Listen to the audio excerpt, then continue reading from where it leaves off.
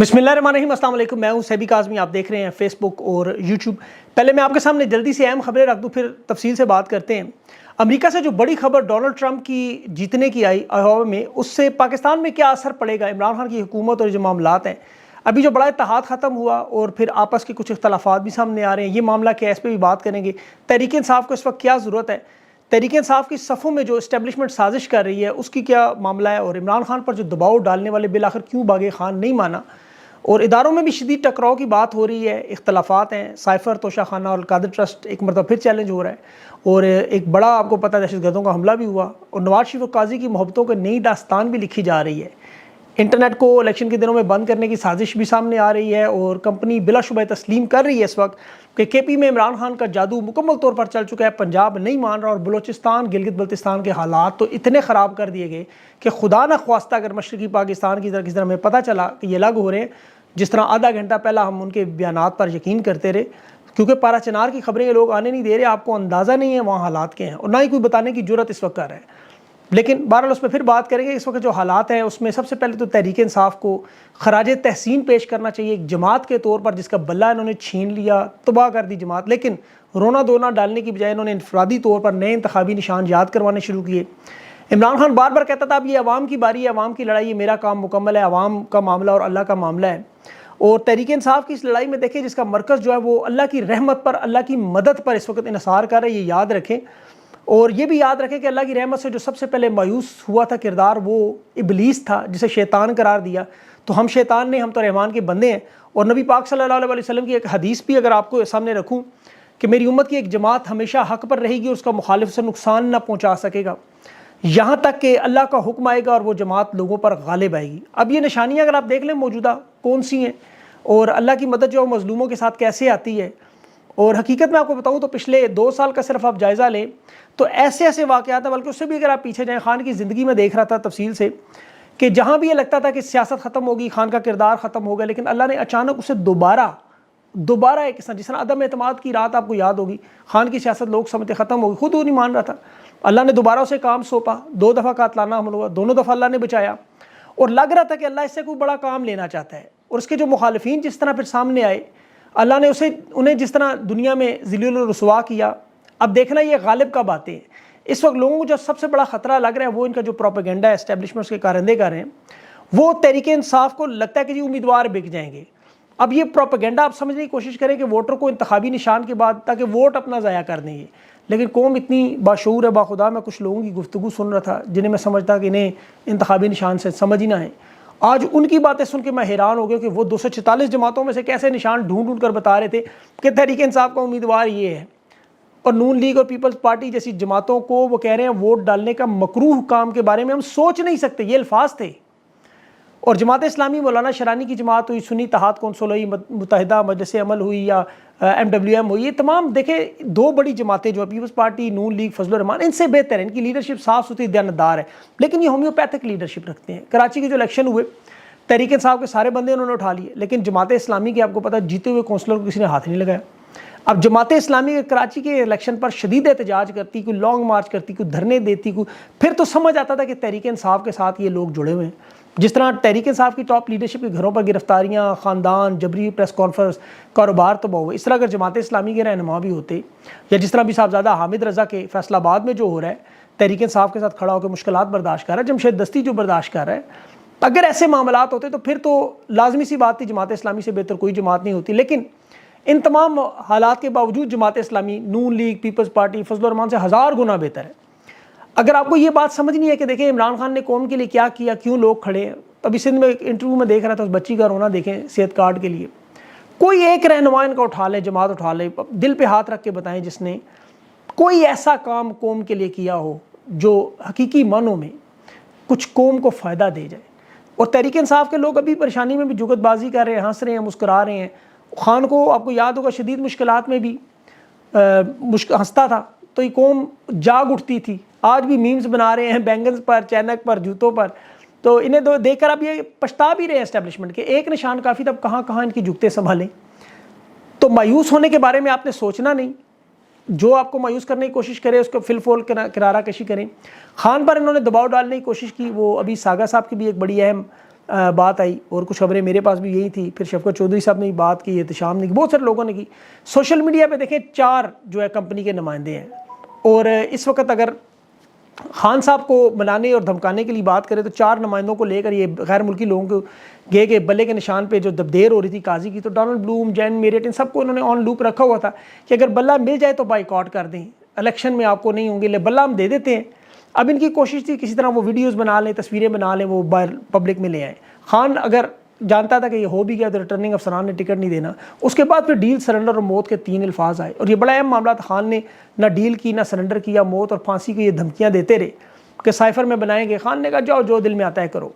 ابھی اسی زمرے میں تھا عمران خان, اگر چاہتا تو دیکھیں ان سب کے نام بھی بتا سکتا تھا, لیکن عمران خان نہیں بتاتا. آج 50-55 نشستوں کے ساتھ خیبر پختونخوا میں یہی کہہ رہے ہیں کہ امریکہ کے خلاف بیان بازی بند کرو, خارجہ پالیسی ٹھیک کرو, یہ جو معاملات ہوئے بھول جو, نئے سرے سے سٹارٹ کرو. وہی پیغامات جو بشرا بی بی کے ذریعے بھیجتے رہے, وہی دوبارہ ایک دفعہ. خان کو پارٹی ٹکٹس کے نام تک نہیں دیکھنے دیے گئے. اور ابھی دیکھیں پارٹی میں کچھ رانگ نمبر ہیں, شامل بھی کیے گئے, اور یہ لیکن ابھی وقت نہیں ہے ان کا نام لینے کا. تحریک انصاف نظریاتی کے ساتھ جس طرح معاہدہ ہوا, اس کی کہانی بھی ایک پوری داستان ہے. اور ابھی جو آپ کو پتہ ہے جو شیرانی صاحب کے ساتھ جو معاہدہ ٹوٹا, اس کی بھی ایک پوری داستان ہے. لیکن یہ الیکشن کے بعد بھی بات ہو سکتی ہے. تحریک انصاف کے خلاف محاذ اتنے کھلے میں, کچھ اندر سے کچھ باہر سے, اور دوسری طرف جو پیسے کا بھرپور استعمال بھی ان کے خلاف ہو رہا ہے. نون لیگ نے اپنے فنڈز کا منہ کھول دیا. اب ایسی صورتحال میں تحریک انصاف کے مخالفت میں بات کرنا تو بالکل ایسا جرم ہی ہے, یقین کریں. حالات پاکستان کے تبھی بدلیں گے جب امریکہ کے بدلیں گے. جس طرح 2024 میں امریکی الیکشن سب سے زیادہ اہم پاکستانی الیکشن سے بھی, اور پہلی ریاست جو آئی ہوا ہے اس میں سیاست میں ڈونلڈ ٹرمپ کا جہاں 50% ووٹ تھے, اس ریاست پر پورا ایک قسم کا ہاتھ جم چکا ہے, اور ایک بڑے مارجن سے بھی جیت, 67% مارجن سے, جو مخالفین کے 21 اور 19% ہیں. ڈونلڈ ٹرمپ کی جیت بڑی اہم جیت ہے, کیونکہ سب جانتے ہیں کہ بائیڈن ایڈمنسٹریشن آصف زرداری اور نواز شریف کے ساتھ مکمل طور پر شامل ہے. اور آصف زرداری نے تو بائیڈن کو جو ہے وہ پاکستان کا سب سے بڑا اعزاز بھی دیا, اور نواز شریف کی تو گردن سے پکڑنے کی تصویریں بھی آپ کو یاد ہوں گی. رجیم چینج آپریشن میں بھی جس طرح کے معاملات ہوئے وہ بھی آپ کے سامنے ہیں. تو اب جو ڈونلڈ ٹرمپ عمران خان کی حمایت میں بیان دیتا رہا, پیغامات دیتا رہا, تو یہ 2024 میں جب تک وہاں ایڈمنسٹریشن میں تبدیلی نہیں آئے گی, یہاں نہیں آئے گی. اور یقین کریں یہاں معاملات بھی ٹھیک ہوں گے, بلکہ جو اگلی ایکسٹینشن ہے وہ بھی انہی معاملات سے جڑی ہوئی ہے. یہ اسی طرح انٹرنیشنل اسٹیبلشمنٹ نے پاکستان کو گردن سے پکڑ کے بالٹی میں ڈبوتے ہیں. جب وہ باہر نکلتے ہیں, سانس لیتے ہیں, وہ 1 سال کا عرصہ ہوتا ہے, اکانومی اوپر جاتی ہے, تھوڑی سی اوپر جاتی ہے, پھر نیچے گراتے ہیں. اب تحریک انصاف کے اگر اختلافات پہ بات کروں تو دیکھ, شیر افضل مروت اپنی جان ہتھیلی پہ لے کے لڑائی لڑ رہا ہے, جہاں بہت سے رہنما سردیوں میں گرم بستر میں اپنے گھروں میں آرام کرتے ہیں. یہ کبھی رکشہ, کبھی ٹیکسی, کبھی گاڑی, کبھی موٹر سائیکل, خان کے لوگوں میں گراؤنڈ پر موجود ہے, ڈرائنگ روم میں نہیں بیٹھا ہوا, عوام کو متحرک کر رہا ہے. عوام کو اس وقت جو ضرورت ہے, تحریک انصاف میں کیا رانگ نمبر موجود ہیں؟ بالکل موجود ہیں, اور ہوں گے, رہیں گے, اور پہلے بھی تھے. آپ نے پہلے والے تو ایکسپوز ہو گئے, آج والے بعد میں ہو جائیں گے.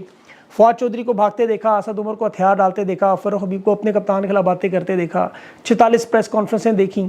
قوم اگر کسی پر شک کرتی ہے تو وہ بے بنیاد نہیں ہے. اسٹیبلشمنٹ کو چھوڑے ہوئے لوگ پارٹی میں موجود ہیں.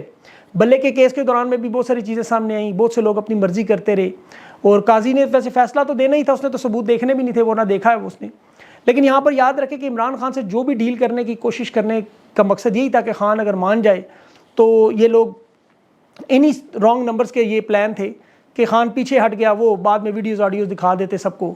اور جو امریکہ میں احتجاج ملتوی کیا گیا اس کے پیچھے بھی وجوہات تھیں کہ تحریک انصاف کو بہانہ کیا گیا آپ کو سپیس دیں گے, اور کے ساتھ ساتھ جو آپ کو پتہ ہے 2 نمبریاں ہوئی ہیں اور ہوتی رہیں گی.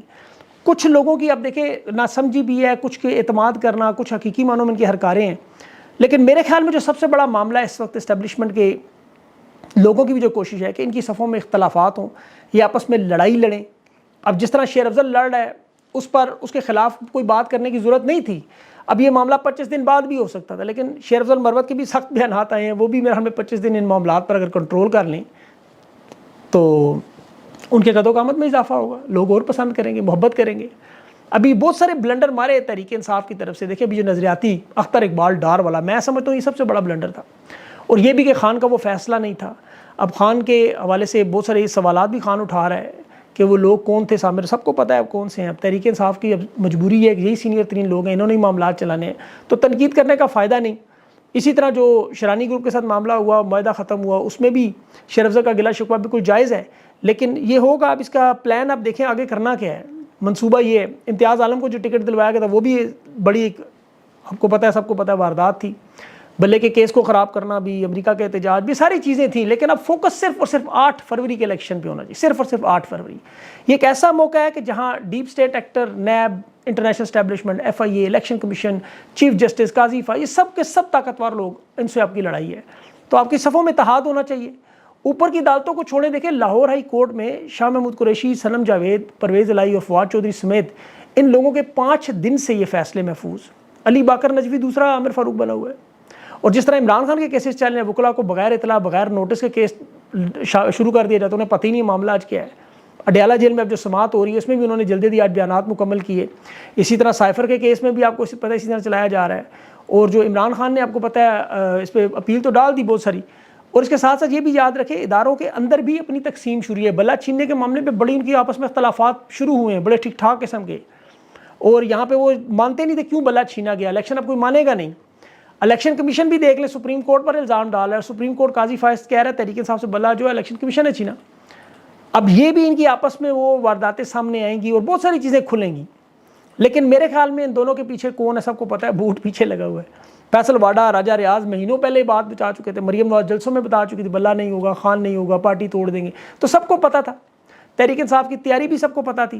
لیکن اب چونکہ الیکشن کی طرف معاملات جا رہے ہیں، بائیکاٹ کا کسی صورت میں سوچنے کا سوال ہی نہیں پیدا ہوتا، اور قاضی فائز صاحب کے حوالے سے ان کی جو محبت اور الفت ہے نواز شریف سے وہ بھی سب کو پتہ تھی، اور ابھی بھی مزید سامنے آئے گی۔ بلا انہوں نے ہر صورت میں چھیننا تھا، اور اب یہ وہ جسٹس مسرت ہلالی گونگلوں سے مٹی جھاڑ نہیں ہے، اس کا فائدہ کوئی نہیں۔ آپ دیکھ لیں قاضی صاحب کی محبت نواز شریف کے ساتھ دیکھنی ہے تو حدیبیہ کیس کا فیصلہ دیکھ لیں۔ اب تو شایان علی جو پراپرٹیاں کھڑا ہو کے قاضی فائز کی بتا رہا ہے، یہ اپنی جگہ ایک بڑی داستان ہے کہ یہ کہاں سے بنے۔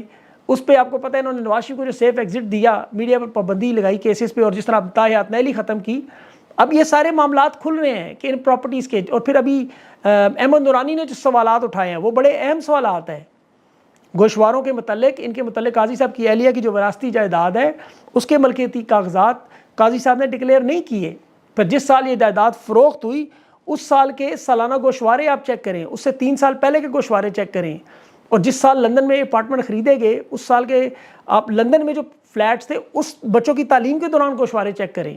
تو بہت سے سوالات ہیں جس پہ یہ جواب نہیں دے سکتے، لیکن میں یہ بات پہلے بھی کہہ چکا ہوں اور ہم سارے متفق ہیں کہ یہ جو مرضی کر لیں اس معاملے کو ایسے ہی بڑھنا تھا، اکانومی اسی طرح تباہ ہوگی، حالات اسی طرح خراب ہوں گے، اور پھر اس تقریب میں انشاءاللہ تعمیر ہوگی۔